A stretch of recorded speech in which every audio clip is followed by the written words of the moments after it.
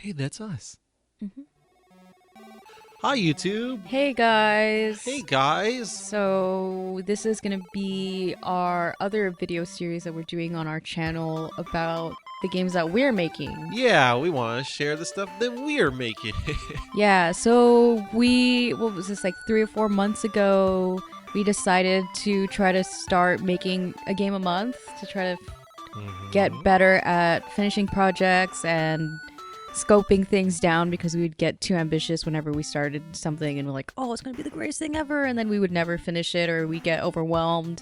So it was like a good way to ease into like making more things and Yeah. getting good at just trying stuff out, not being precious about it. Exactly. So, yeah, we make a lot of stuff, but we don't finish a lot of stuff. So, this is the fourth game now that we've made in a month each. Yep.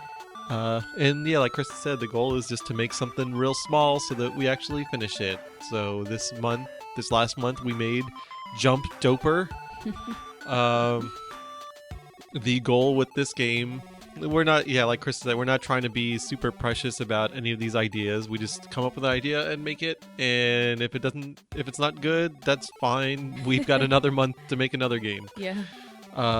So with this game, I kind of wanted to make a mobile game, a game that will that's easy to play with one thumb, that you can play in portrait mode.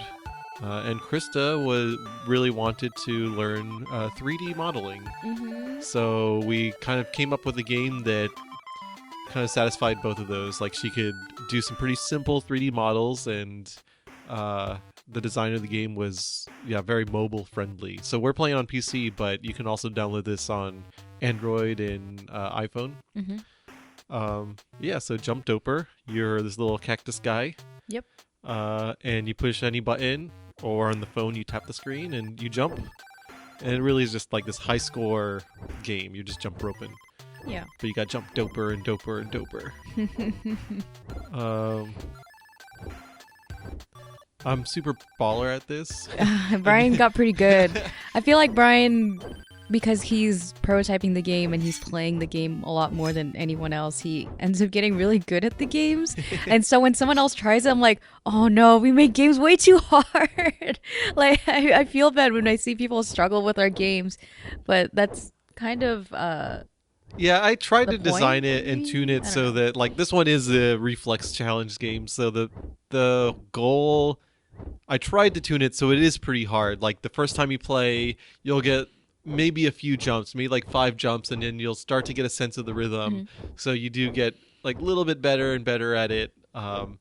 And eventually you can, like, if you really stick with it, you might get up to like 100 or something, and that's pretty hardcore. So Yeah. Krista's playing right now. I feel like we've been getting pretty ambitious, like adding a bunch of like extra little things. So we had character unlocking. So you if you get a high enough score, you unlock a character. I just unlocked the car. There's like 4 or 5 different characters you can unlock. Yeah, so another thing that we were trying to do with this game, right, was I don't remember how it came up with the idea. Like we wanted like, okay, a simple game with just like one function, one button function. We're like, okay, jump rope was like an easy thing. And we're trying to, okay, how do you make jump rope more interesting? And we like thought Yeah. of the I think it was probably me that thought of like a very violent rope that cuts you up and you get all Sure. bloody. So yeah, the idea for slicing it is really just to try to make it more interesting, because we could have just had a fail. If you touch the rope, you fail. Yeah. But I think I was also trying to stretch for something that Like physics kind of driven. that would make simple models more interesting. So Uh-huh. doing something procedural with very simple 3D models. So like the physics, them tumbling around, you got to see like the details of what few details there are in the 3D model actually matter, because it tumbles around in an interesting way. And Yeah. then the rope slicing it makes it more and more interesting. So it's just interacting with it as specifically as possible. Um, but it's all aesthetic. It's all just feedback to try to add to very simple game design, very simple art. Yeah. Yeah, that was like one of the things that you made or you did to make the model more interesting is you put like a little rotation every time you jump. So it's like this car ends up like rocking back and forth a lot, and it's like turning a lot. And You did, like, man, a I super jump suck. How do I do options on this? Oh, actually options don't work with the controller. Okay, can I be the cactus? Yeah, that's fine. Yeah, so I don't know what there's much more to say. I guess we're going to try to do developer videos twice a month.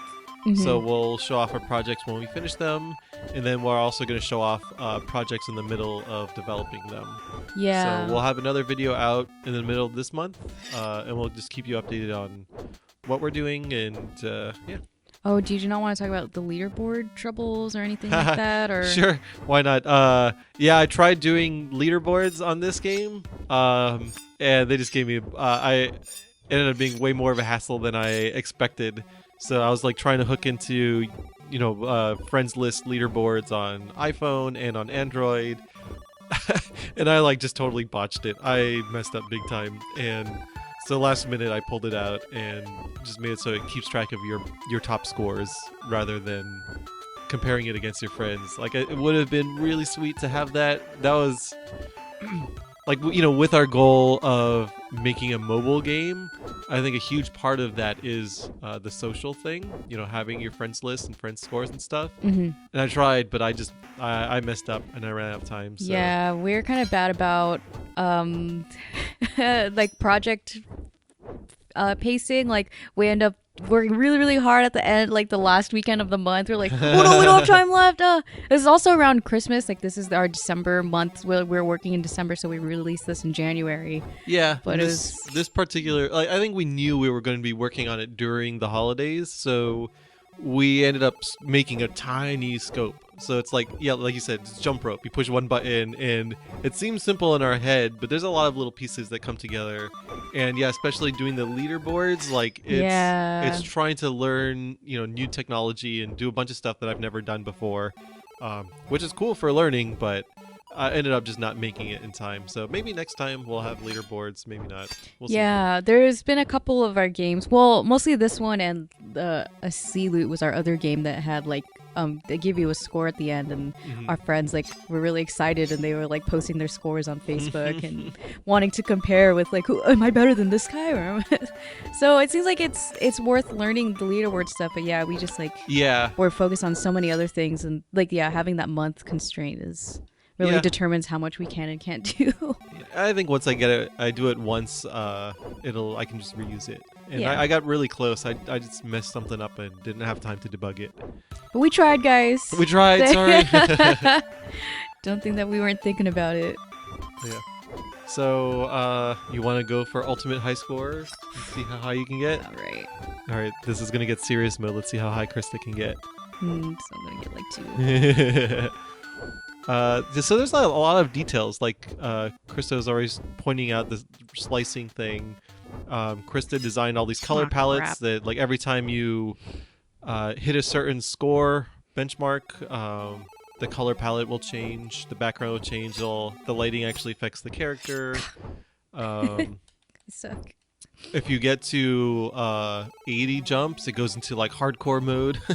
Oh yeah, we gotta show the music change. I don't know if anyone will ever get that far. I don't know. And then if you get to 140, it maxes out the colors and it goes all pure white in your super hardcore mode. You get to jump dope or heaven. Yeah, the rope swinging actually, the timing actually changes. Like I tune timing specifically so it like tries to ease you into it. Like, it starts off pretty hard, but it gets really hard and it maxes out at like 150 or something. What other details are there? There's like some just random like graphical like rendering things. Oh man, so balls at we have this like the shadows, the rotating camera. Yeah, that was a thing. We were originally going to make it isometric, so it was just like a locked camera, but Bryan found that it was hard to tell the rope depth without the rotation, so just adding that little camera spin on the little island helped a lot. Yeah, and sometimes that ends up being more difficult. Sometimes that ends up being helpful, but it just gives you more of a chance to see the depth and get some depth perception.